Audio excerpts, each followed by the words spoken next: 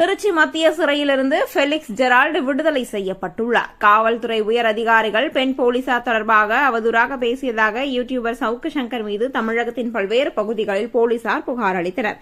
இதையடுத்து அவர் கைது செய்யப்பட்டு கோவை சிறையில் அடைக்கப்பட்டார். இதேபோல திருச்சி மாவட்ட காவல்துறையில் முசிறி டிஎஸ்பியாக பணிபுரியும் யாஸ்மின் திருச்சி மாவட்ட காவல் கண்காணிப்பாளர் வருண்குமாரிடம் புகார் அளித்தார். இதில் சவுக்கு சங்கருடன் மற்றொரு யூடியூபரான ஃபெலிக்ஸ் ஜெரால்டு மீதும் நடவடிக்கை எடுக்க வேண்டும் என குறிப்பிட்டிருந்தனர். இதையடுத்து சவுக்கு சங்கர் தொடர்பான வழக்கில் குற்றவாளியாக ஃபெலிக்ஸ் ஜெரால்டு பெயரும் சேர்க்கப்பட்டு அவரை கைது செய்ய திருச்சி மாவட்ட காவல் கண்காணிப்பாளர் உத்தரவின் பேரில் தனிப்படை அமைக்கப்பட்டது. இந்த தனிப்படையினர் கடந்த மே மாதம் 13ஆம் தேதி ஃபெலிக்ஸ் ஜெரால்டை டெல்லியில் கைது செய்து வந்து திருச்சி சிறையில் அடைத்தனர். இவர் மீது கோவையிலும் வழக்கு பதிவு செய்யப்பட்டது.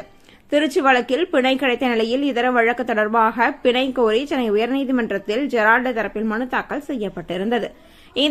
இந்த மனுவை விசாரித்த உயர்நீதிமன்றம் கோவை டவுன்ஹால் காவல் நிலையத்தில் செவ்வாய்க்கிழமை தோறும் ஆஜராகி கையொப்பமிட வேண்டும் என்ற நிபந்தனையுடன் பிணை வழங்கியுள்ளது. இதையடுத்து திருச்சி மத்திய சிறையில் அடைக்கப்பட்டிருந்த